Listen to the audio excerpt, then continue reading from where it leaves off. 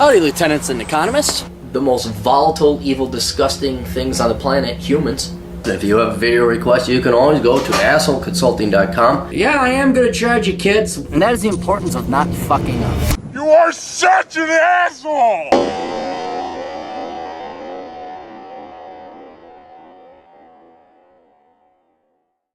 assholeconsulting.com. I love this video because the old captain who's never been a parent is going to give parenting advice. You say, Aaron, if you've never been a parent, how do you know? Because you guys keep fucking it up.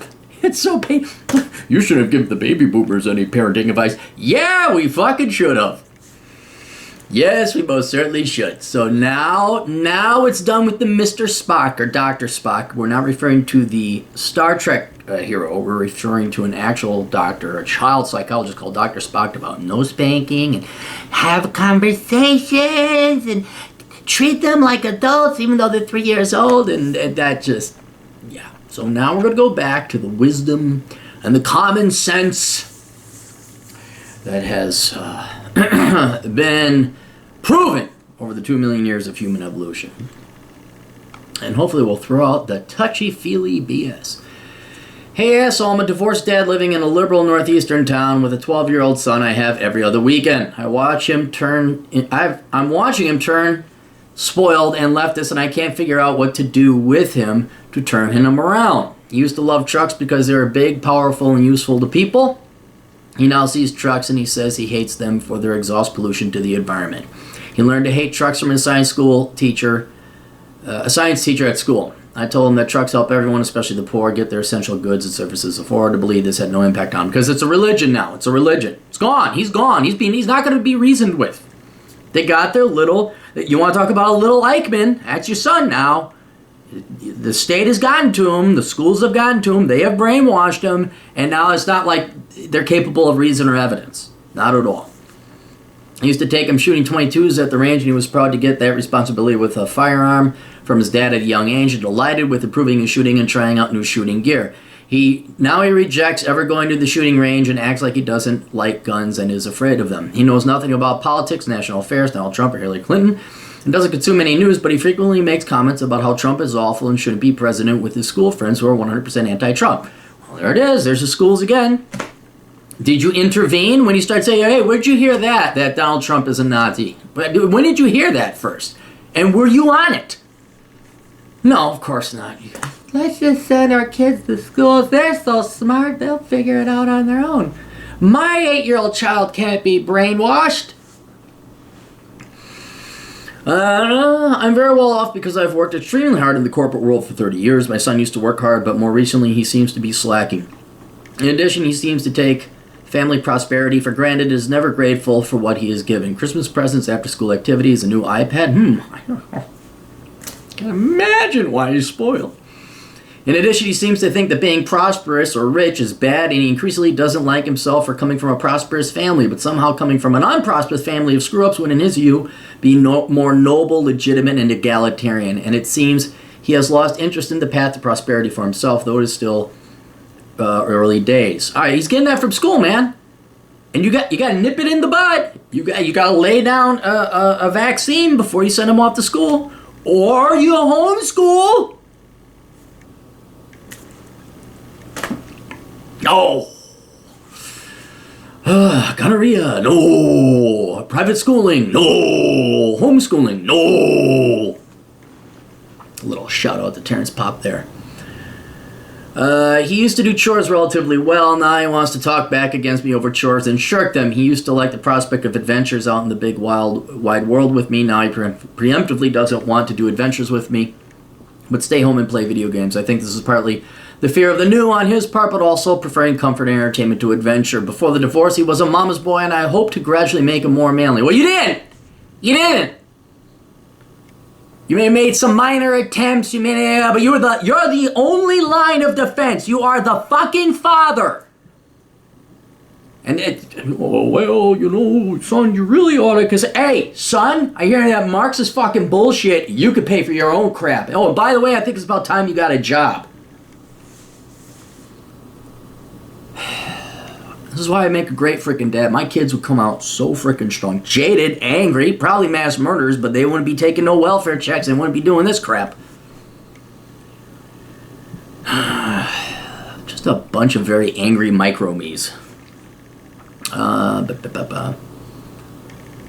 Now, after the divorce, he is still a mama's boy. In addition, he has taken sides with his mother against me, even though his mother and I have done a pretty good job of not taking sides against each other in front of him. Yeah, but she's still bribing him with cake and niceness and all that. I'm not even saying she's political. But that's the nature of women. Mothers are to be nurturing. Fathers are to say no. And to train and forge your boys and girls into independent human being adults. I think he gets the leftist attitude from his school friends and teachers who are very leftist. I'm inclined to agree. I'm sure your ex-wife doesn't really help in that regard. And, we should just care about the people. Standard girl think. I think he gets a spoiled attitude from inside himself and from his mother who spoils him. Well, because you're rich money and you giving him gifts totally didn't do that. It's amazing how poor people don't get spoiled. If you don't get free money from either the government or your parents, it's amazing how you work hard. I'm sure he just became spoiled in a vacuum. Your mother who also spoils him. Yeah, this is your dad here, eat your vegetables, your mom here, eat cake. She's going to win the entire time. Thus the paradox all fathers have faced since time immemorial. Mothers want to spoil the children. Fathers want to forge them. And you can't skew it one way or the other. That's why a nuclear family was created. Oh my God. I feel helpless against all these forces arrayed against me, having my son only every other weekend. And when I take him in a non-leftist direction, he now instinctively doesn't like it. Right, because that going non-leftist means working hard, self-survival, self-supportation, independence, accepting reality, not getting free shit from the government or your mom. Of course, what 12-year-old kid's gonna like that? When he's older, I want to share red pill knowledge with my son, and even your books like Worthless Batch of Pat Economics, Curse of the High IQ, and Reconnaissance Man. There's one other thing I want you to do. All right. There,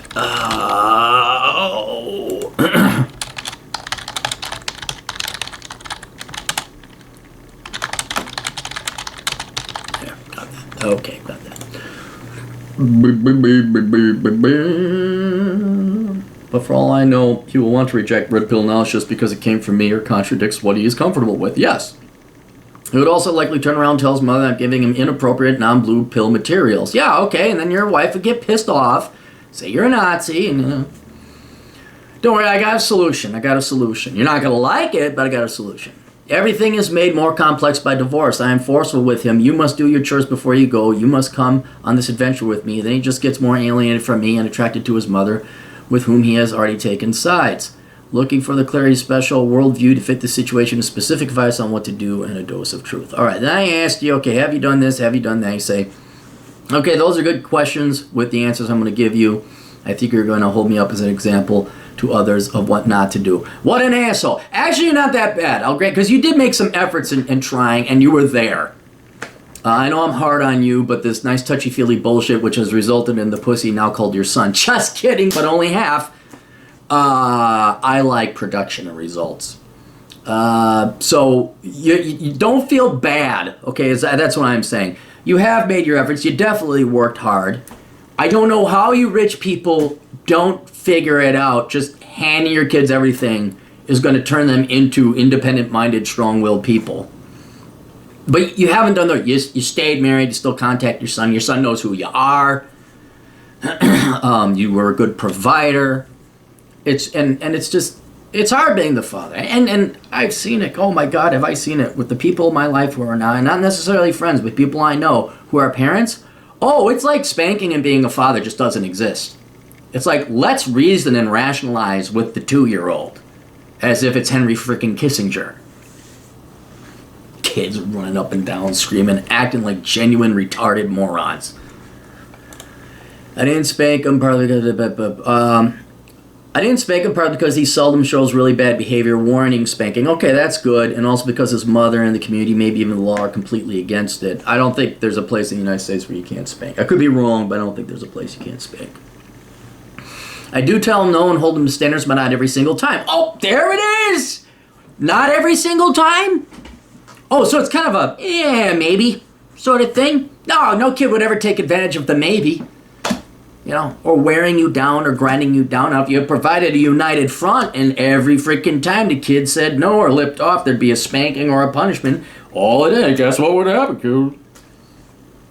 There's seldom a high-stakes, clear-cut issue, but when there is, then I do this. In the context of his being a mama's boy and the divorce, this saying no makes me an even bigger ogre in his mind than before. Well, you shouldn't, you shouldn't hold your kid to standards then if he has a bad opinion of you as a 12-year-old boy. That might drive him to his mother. So we shouldn't hold children to standards than his fathers. Now, should we? We should just capitulate because it might go away. I think they have inevitably spoiled him with being well off, but it wasn't deliberate. And doesn't matter if it's deliberate or not. Doesn't matter. Doesn't fucking matter. The greatest generation spoiled the baby boomers. Doesn't matter how well intended they were. Boomers came out shit. Country's going down the toilet. End of the United States. It doesn't matter what your intentions was. All that matters is the results and consequences. I don't know how to reframe things now. Yeah, it could be too late. Could be way too late. He's only 12 and doesn't buy much on his own. I hope there's time to unspoil him yet as he starts to become a worker and consume on his own. I am personally frugal. I try to convey that, but his mother is very spendy. All right, now you have a disunited front between the parents. I demand that he does his chores, and then I pay him 25 cents for a chore well done. Okay, that right there is BS. I'm going to side with the kid on that one. Come on, 25 cents? What the hell is he supposed to get with that? A gumball? Give him, like, hey, you do that, like, we're going to go rake the yard. I'm going to give you $5. Okay? Let's at least pay him somewhat approaching a minimum wage for a 12-year-old kid. 25 cents? He complains that the toys he wants from Lego and Minecraft cost $20 to $70. He can never afford them on what I pay him. He's 100% right. Now you say, okay, well then maybe you ought to go babysit or get a job. I doubt the kid's responsible enough to babysit. But hey, here's a lawnmower. Hey, here's a shovel. Hey, here's a rake. You got the season in the Northeast, right? Sometimes you get a lot of snow. Have that kid go out and shovel snow. Have him make some money. And he's demoralized and shirking his chores. I haven't undone the brainwashing he gets at school because I've noticed a few issues that I can tie to the school. I've only noticed a few issues that I could tie to the school. I don't know how. And he seems to really emotionally trust and buy into the brainwashing and tune me out, make my efforts futile. You just ask him, where did you get this? Okay? He'll tell you, Mom told me, my teacher told me, my students are, okay, then you know. Then you know the source of the lies and the propaganda and the brainwashing. This is why I'm paying the big bucks for your advice. Well, you just gotta ask him where you're getting this stuff and ideas. I like the way you framed the Trump issue of asking him whether he's thinking for himself or repeating what he heard from school, or showing him a news article that contradicts what he heard at school. Then it is me pointing towards him thinking for himself instead of asking him to take my side of an argument because I said so. Yeah, you can't say that. You can't say that with anyone, 12-year-old boy or a 42-year-old man. You have to provide evidence. You can't just say, believe me because I told you so. That's what Christians do. No, they don't do that. They say you're going to burn in hell if you don't believe them. That's what they say. I wish I was just joking. Okay, so he paid and I went through all this, and so I've come out with a couple things. All right, we're going to go with what you did wrong so that maybe future fathers won't make your mistakes.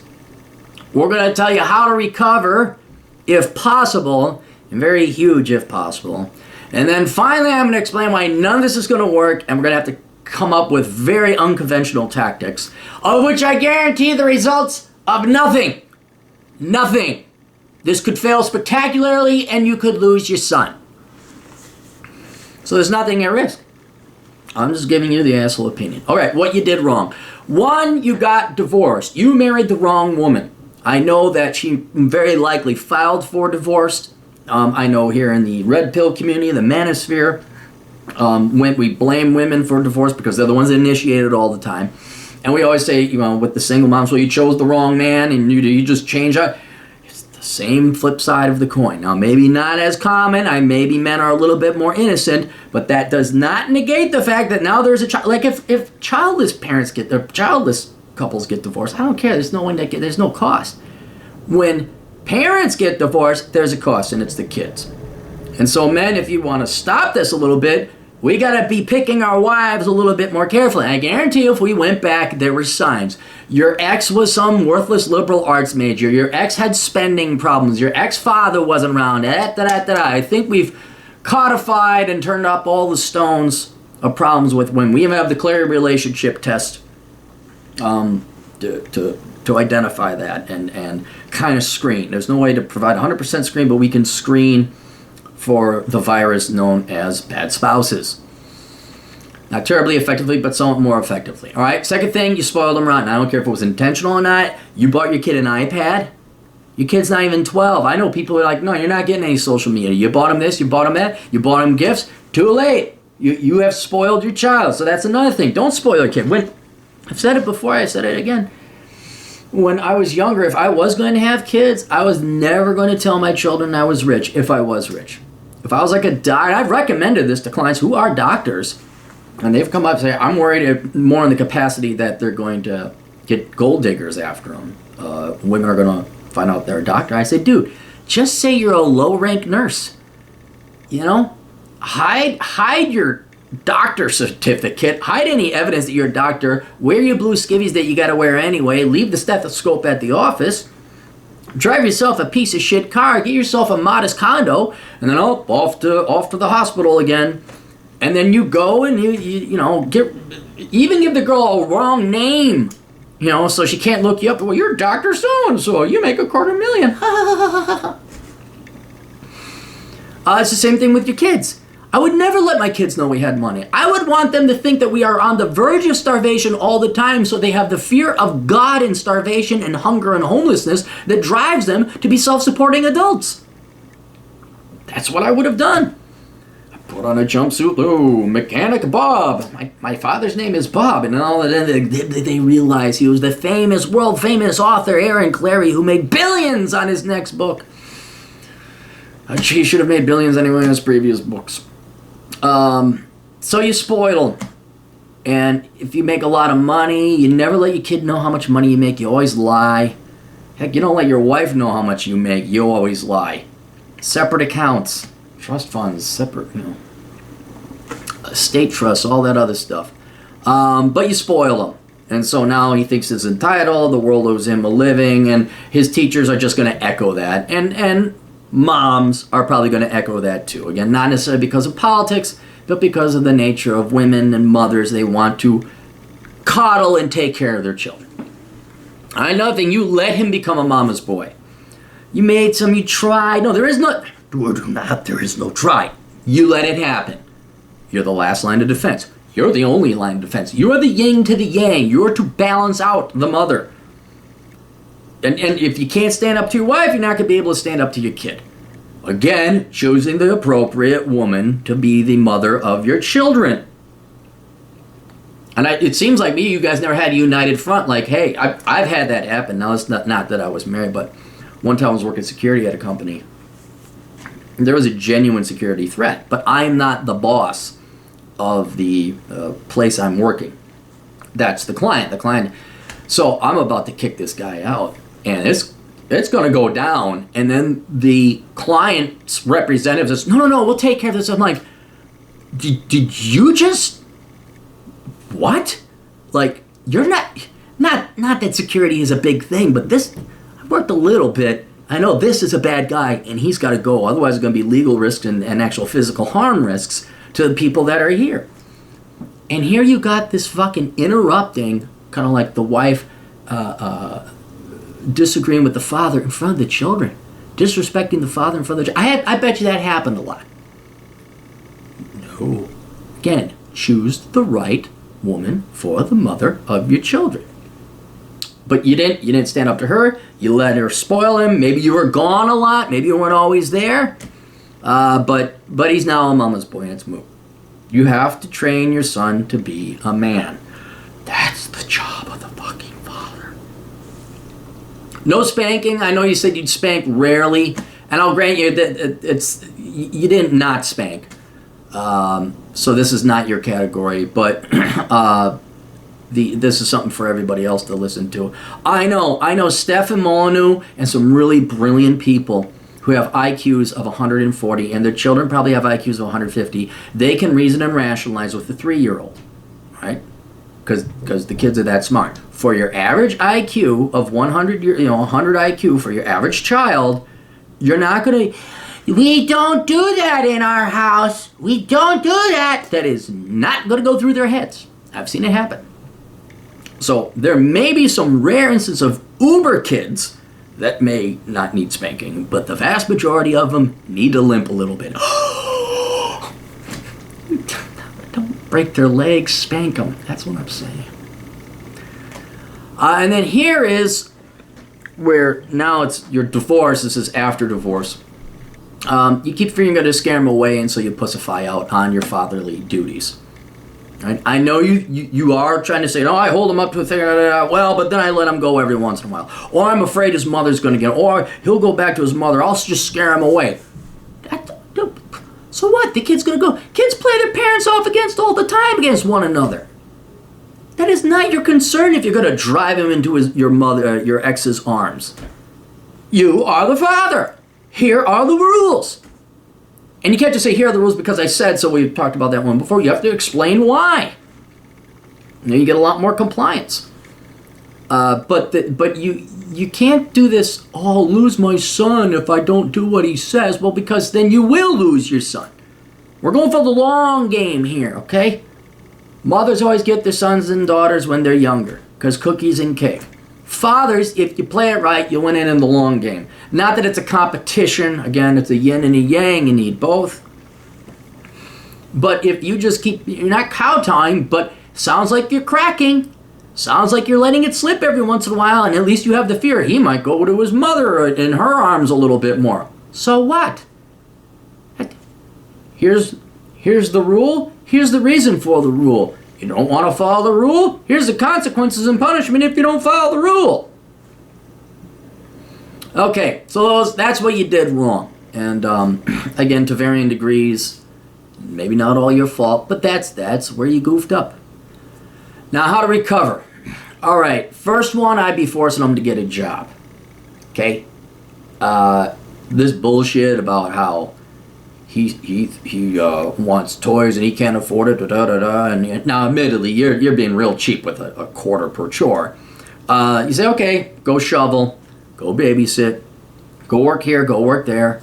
I've heard excuses from every kid who's a tween and a teenager why they can't work and it's against the law. I don't care. You find it and work around the house like real work. Hey, we're raking the yard. Do you want to help? When we finish, you get $5. Right? Hey, we're going to change the oil. When we're finished, you get $5. And if he doesn't, well, then he doesn't got no money. No money. I already said that your chores of 25 cents is bullshit. But when you pay him, in addition to these chores, okay, and any jobs he works, you take a Democrat tax to teach him about economics and politics. You say, okay, half of that's mine. Now he's going to try and hide some from you, but at least the chores that you pay him for, okay, well, there's $2.50 for that chore. I thought I got $5. Like, oh, well, but you all hate Trump and you think the Democrats are great and being rich is, well, you're going to pay the taxes that are rich. Then this will open up and you can, here's education now, here's where you can have a conversation. You show them your taxes. Say, here's how much I made, son. Here's how much they took out. Here's how much I was left with. You're going to pay the same tax rate I do, so you know what it's like in the real world.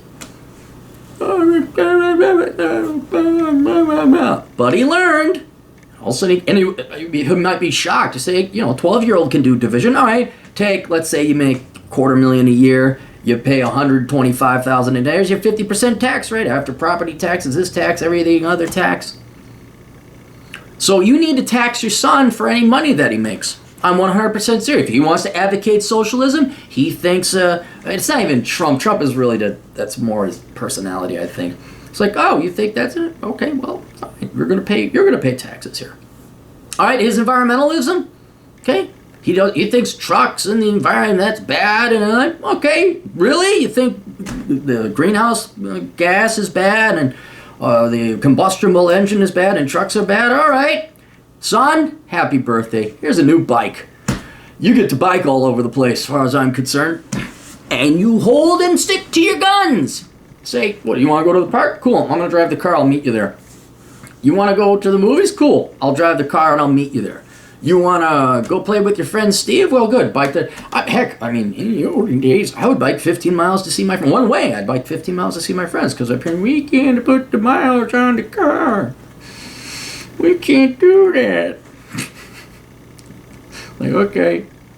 I'll just buy. It was easier, and that actually taught me a lot of independence. I'll tell you right now, a disproportionate effect on my life was having that bike and not having to ask my parents for permission. I was like about 12 or 13.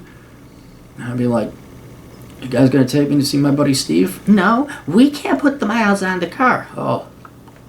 So I guess we'll just sit here with my super high IQ and twiddle my fucking thumbs, huh? And then I got the bike. Ew, gone. Gone. Yeah, and I bike all over. And then that taught me independence. And if you give them a bike, you know, like my bike broke down. Oh, guess you got to go to YouTube and learn how to fix it now, don't you? You mean an inner tube costs $5 or a patch kit costs $3? Well, I guess you better use some of that money now, don't you? Oh, no. You decided you wanted to live in a socialist country. I mean, make your home a call it your Democrat home. Hey, we're going to live like Democrats the way they want us to. Anytime he brings up something political, leftist or rightist, doesn't really matter. Investigate why. Find out, okay, why do you think that? And then investigate it. Have a discussion. Have a conversation. Not an argument. Say, okay, son, have you considered this? Well, we don't spend enough money on the poor. First question, we don't do X enough. Say, how much do we do now? And no Democrat can answer that. We don't spend enough money on the poor. Well, how much do we spend now? I don't know. Not enough. But wait. If you don't know how much we're spending now, then how can you tell me we're not spending enough? You can't do that objectively. And then you look up the federal budget. Holy shit, 65% of state, federal, and local budgets go to other peoples who fucked up. We spend too much on the military. Really? What do we spend on the military now? Compared to Vietnam, it's nowhere near as close. You know, I love the war on. We spent trillions. Yeah, there's been a bit of inflation since the 1960s, and if you look at it as a percentage of GDP, it's nothing. Not nothing, it's something, but do you know over 13 years? Well, no, it's more than that. 14 years, 15 years. We spent $3 trillion. $3 trillion for 15 years of an international global war is actually pretty cheap. You want to see expensive? Look at World War II. That wasn't even on our shores. You want to see really expensive? Look at our Civil War. Whoa! Woo-hoo! That was on our shores. So you have to have a conversation with them. Find out why he's thinking, and then just prove to him why he's wrong. Well, yeah, you're wrong here. And then here's another thing. Say, I'm sorry your teachers are lying to you. I'm sorry, and they are lying to you. Here's where you can get, I don't even say conspiracy theory, well, this is what's next. Google and research his teachers. Say, okay, let's look up your teachers. And show them. None of them, or very few of them, have any experience outside being a teacher. None of them worked in the real world. Hey, look, son, they went right from college, right to teaching. They have never left school. They don't know what it's like working a real job. They don't. And they're also indoctrinated. They're brainwashed. And you say, I wouldn't trust them. They may not think they're lying, but they're lying, son. I just showed it to you. You know, send some shit back the teacher's way for once in a while. Here's another thing you can do. If you know he's wrong and provably wrong, you say, oh, really? Is that the truth? We spend more on the military than we do, I don't know, Social Security. That's provably wrong. And you have to know where to look it up to prove it. Say, I bet you the remainder of your allowance, I bet you your allowance this week, net tax, of course, that you're wrong. And then get in it. I mean, be a man. Say, well, what's the value of your opinion? I mean, if you don't know, then why don't you shut up and not say stupid things and political stuff? If you don't know that to be a fact, why are you opening your mouth? You know, bring a little shame into it. But I might drive him away. I'm getting to that. Another thing, point out he's not independent-minded. Point out very clearly, all the kids agree that Trump is bad. Are you guys independent-minded? Do you know what independent-minded thing it is? How intelligent do you think people are if they all agree on something, there's not one person that disagrees? Isn't that odd to you? You know who all also agreed? Communists and Nazis. And there's a third, fourth, fifth thing you could do when it comes to politics. He thinks socialism is great. Hey, let's look up a documentary on Stalin. Hey, let's look up Pol Pot. Hey, let's go, forget history, let's go watch the news about Venezuela today. Let's learn about Che Guevara. Or Guevara, not Guevara, Guevara. So, I mean, you just have to show him and say, look, kid, this is all cute. The only reason that your teachers can espouse this communist BS is because we live in this quasi-capitalist system where we still produce stuff and we're still free. You want to see full-blown socialism? You want to shoot, show them Antifa. Beating up someone with the U.S. flag.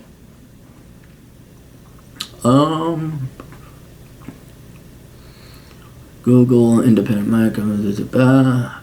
Oh, no Christmas gifts. None. No Christmas gifts, no birthday gifts. No ifs, ands, or buts. It ends today. If he is ungrateful for the work and the hard work and the gifts that you've gotten him, and he's ashamed to be coming from a prosperous family whose father worked hard, say, you know what, I respect your decision. You always got to throw it back on him.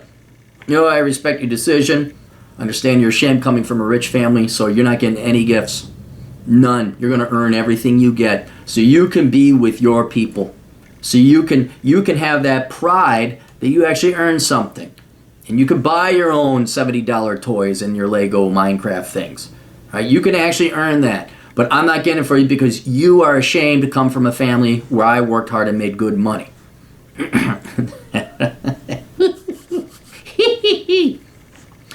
And finally, if he's not obeying your orders, and I'm not talking like, hey kid, do you want to go shoot guns? That's an option. But if he's not doing his chores and he's not let's put this, if he's not respecting you as a father, he's not doing his chores. We got to be fair, okay? Don't pay him no 25 cents to do chores. But did you make your bed? No, we're not leaving until you make your bed. I'm making my bed. I mean, if there's this belligerent, adamant defiance, send him back to his mother's. Okay? Just send him back. You're not going to do what I say. You're not going to follow the rules of the house. Fine. Drop him back off at the mother's. All right?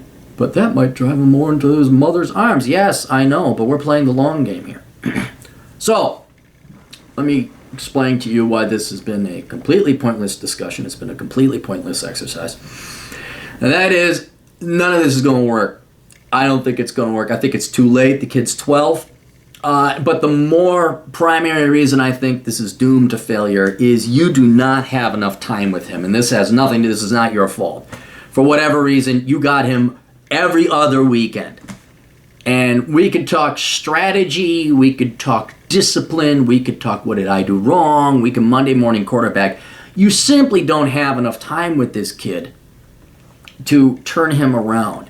He's with his mother 2 out of 14 days, if I do that correctly, right? You get him 2 days every 2 weeks. It's 2 out of 14 days. And then he's with the school more than he is with you and your mother. That's every kid, though. You guys just can't, people love the school so much. Let's ship our kids off to school. They spend more times with the state than they do their own parents. And you're not going to outdo that.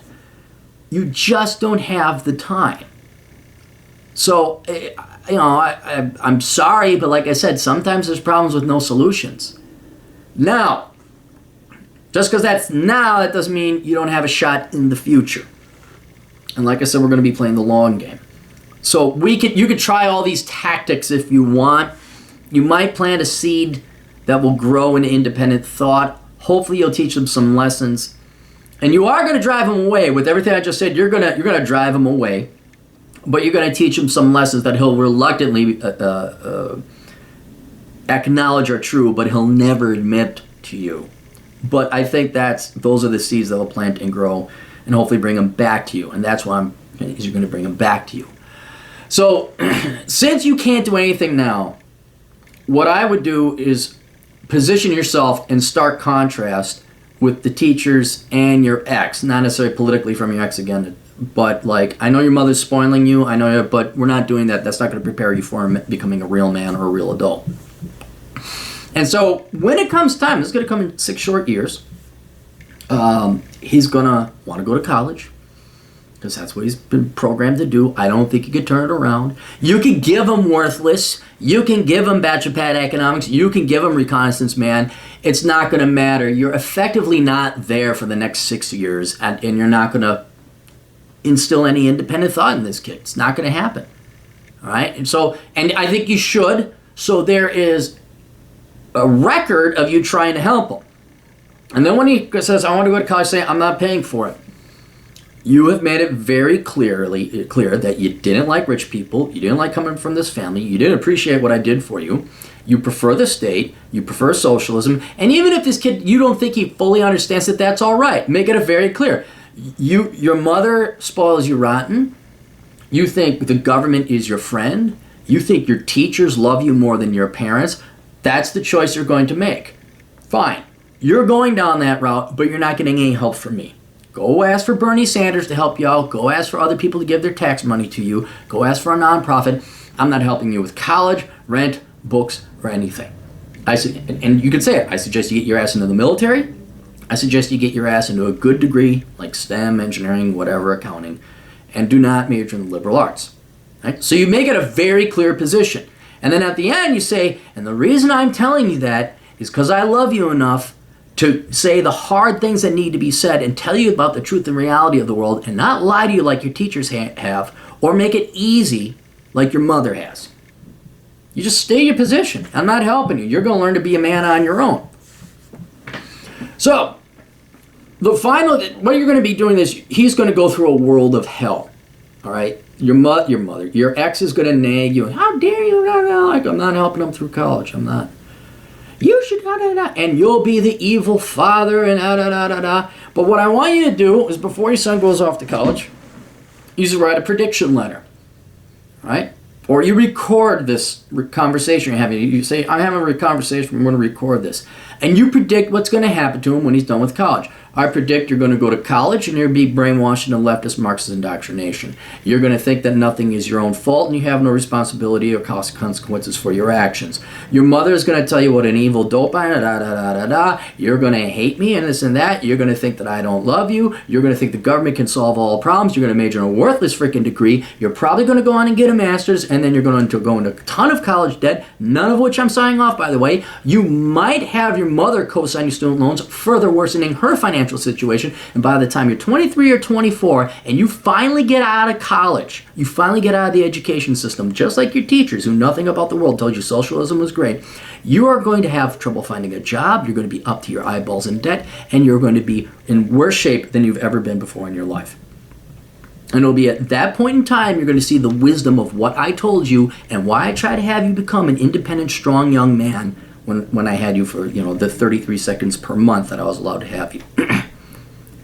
And you say, and I'm recording this, I'm writing this letter, so there's proof that I warned you about this, so that when you are 24 and loaded up with $170,000, by that time, who knows, maybe $250,000 with the rate tuition is going, with no employment prospects, thinking everything is everybody else's. I predicted it. And I don't want you saying, you never warned me, you never told me. I want this proof as my love to you. And then, and this is key, you gotta say, when you're ready to listen to how the real world works and you actually want to improve your life, come talk to me. And here's a copy for him, here's a copy for you, you have it recorded. You say, good luck, son. If you're in a medical crisis, call me, whatever. You want to come hang out on Christmas or things, cool. But I hate to say it, I think the schools and the state and the divorce courts and your ex have alienated your son from you more or less totally and completely. Maybe not totally, but 80-85%. And I don't think you can do anything with the paltry amount of time you have with him. It's just not going to happen. So since you're not going to spend, you don't get any time with him, I think it's a waste of time to try. I mean, still try. I don't think it's a waste of time to try, but I think it's futile to have hope at this point in time. And your real strategy should be trying to win him over when he's a young adult and he finds out that the real world didn't turn into the socialist, leftist, touchy-feely, everything's free utopia that your ex and the teachers and the K through college indoctrination institution and camp told him it would be. Because they're just offering him too sweet a candy. Way too sweet a lies. And you, again, they're offering him cake, you're offering him Brussels sprouts. Kid's going to go with cake all the time. And since you don't have the time to sit down and explain, the hope is maybe you plant some doubts in his mind. You quickly and efficiently explain to him why he's wrong. You try to get him to have a work ethic, but he's there. He's in their clutches. And you need to prepare for the likelihood, I wouldn't say chance, the likelihood you're not going to be able to turn him around. And that the next opportunity this is going to happen is going to be about 10 to 12 years from now, when he's gone through the ringer, he's finally dumped out in the real world, and he has that oh shit moment that all liberal arts graduates have after they've had their asses kissed their entire time, and all of a sudden they're working again. Baristas. I even know a lot of gals that end up working as nannies. They're just babysitting. One gal had a master's in divinity, and it's like, well, wait. Most churches don't allow female pastors. What were you thinking? So that's it. That's what I recommend you do. I wish there was nice solutions and answers. I wish it was like, hey, read Aaron Clary's magical book. Stop being a dipshit, you dipshit kid. Wow, sold 8.5 billion copies. Aaron's a billionaire. Yay. Not going to happen. But you can hold your guns, hold your principles, stand as, I don't want to say a beacon of light, but a beacon of discipline and principles, like a true alternative to the lies and propaganda of the teachers and your ex. And again, I don't think your wife sounds that malicious, like she's lying to your kid. But you stand as an alternative, but you got to explain to him why you're that alternative. Like, the way you're going, you will fail. You will be back here at the age of 23, 24. Not groveling necessarily, but you'll have questions. You'll be like, wait a minute, what's going on? And you will be in a bad situation. And then when you're ready to talk and you want the answers, I have them here. You got to let them know that you, and that's why I think the prediction letter is key. All right, that's it. You guys got questions, Cappy's got answers on parenting and everything, because I have an opinion on everything, and it's totally worth all the money you guys pay me. At assholeconsulting.com. Tune in 3 hours to the Older Brother podcast. And what else am I going to do? Buy books. I'm preparing for a long-distance motorcycle ride, and I got to change out the drive shaft grease, oil. All right, I'll see you guys later. Toodles.